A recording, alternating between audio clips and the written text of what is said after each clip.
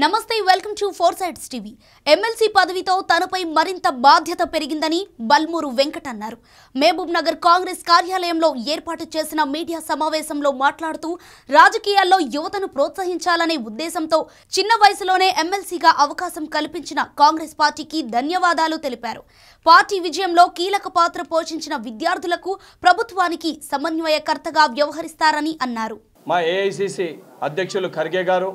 Chairperson Sonia Gandhi గారు, మా నాయకుడు రాహుల్ గాంధీ గారు, అదేవిధంగా ముఖ్యంగా organisational incharge KC Venugopal garu, NSU all India in charge Kanhaiya Kumar garu, అదేవిధంగా ఏదైతే మన రాష్ట్ర యువ నాయకుడు, ఏదైతే తెలంగాణ రాష్ట్ర ఆశాజ్యోతి ముఖ్యమంత్రి రేవంత్ రెడ్డి గారు, ఉప ముఖ్యమంత్రి బట్టి విక్రమార్క గారు, ఉన్న కాంగ్రెస్ పార్టీ 64 మంది శాసనసభ్యులు, మిత్రపక్షం ఉన్న ఒక శాసనసభ్యులు, దానితో పాటు ప్రతి ఏదైతే కాంగ్రెస్ పార్టీ ఏఐసిసి సభ్యులు అందరూ కలిసి యువతని ప్రోత్సహించాలి, యువతని ముందుకు తీసుకొని రావాలి, రాజకీయాల్లో యువత క్రియాశీలక పాత్ర పోషించాలని చెప్పి ఒక 31 సంవత్సరాలున్న ఏదైతే భారతదేశ రాజకీయ చరిత్రలోనే అతి చిన్న వయసున్న వ్యక్తిని ఎన్ఎస్వై రాష్ట్ర అధ్యక్షునికి, అది కూడా ఎమ్మెల్యే కోట ఎమ్మెల్సీ అభ్యర్థిగా అవకాశం ఇచ్చినందుకు ఏదైతే కేంద్ర నాయకత్వానికి, రాష్ట్ర నాయకత్వానికి, అదేవిధంగా ఈ యొక్క దీనికి సహకరించిన ప్రతి కాంగ్రెస్ పార్టీ శ్రేణుని కూడా మీడియా ముఖంగా అందరికీ పేరు పేరున కృతజ్ఞతలు, ధన్యవాదాలు తెలియజేస్తున్నా. ఏదైతే కాంగ్రెస్ పార్టీ నా పైన పెట్టిన బాధ్యత, ఏదైతే తెలంగాణ రాష్ట్రంలో కాంగ్రెస్ పార్టీ గెలుపుకి క్రియాశీలక పాత్ర పోషించిన ప్రతి ఒక్క విద్యార్థి యువకుని యొక్క సమస్యలు తెలుసుకొని ప్రభుత్వానికి, ఏదైతే యువకులకి మధ్యన తెలంగాణలో 60% జనాభా ఉన్న అతిపెద్ద కులం యువ కులం, ఆ యువ కులాన్ని మొత్తము వాళ్ళకి ప్రభుత్వానికి మధ్యలో ఒక సమన్వయకర్త బాధ్యతని పోషించాలనే ఉద్దేశంతో ఈ పెద్దల సభకి చిన్నోడిని పంపించడం జరిగింది. ఏదైతే కాంగ్రెస్ పార్టీ నాయకత్వం నా పైన పెట్టిన బాధ్యత మేరకు ఏదైతే ఈ యొక్క పార్లమెంటు స్థాయి సమావేశాలను ఏర్పాటు చేసి ప్రతి పార్లమెంట్లో ఎన్ఎస్వై ఏదైతే ఎన్ఎస్వై ముఖ్యమైన నాయకులతోటి సమావేశాన్ని ఏర్పాటు చేసి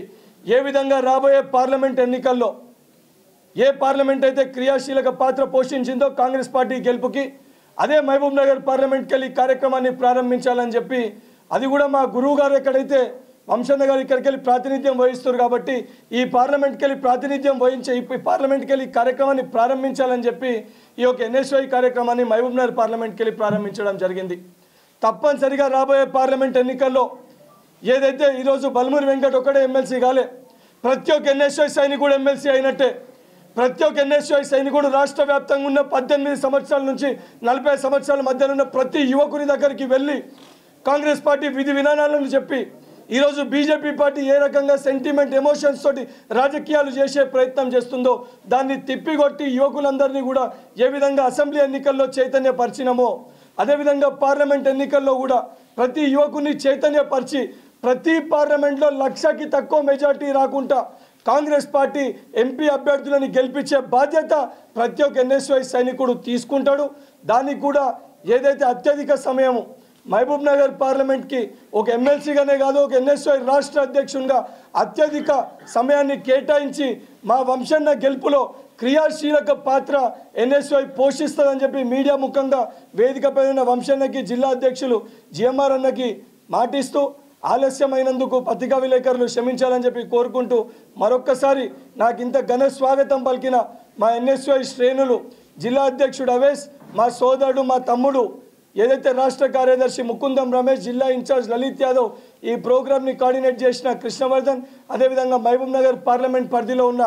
అసెంబ్లీ అధ్యక్షులు, మండల అధ్యక్షులు, జిల్లా స్థాయి అధ్యక్షులు, పాలమూరు యూనివర్సిటీ కమిటీ, ప్రతి ఎన్ఎస్వై శ్రేణుకి, కాంగ్రెస్ పార్టీ శ్రేణుకి, నా తోటి కుటుంబ సభ్యులకి అందరికీ పేరు పేరున కృతజ్ఞతలు, ధన్యవాదాలు తెలుస్తాను.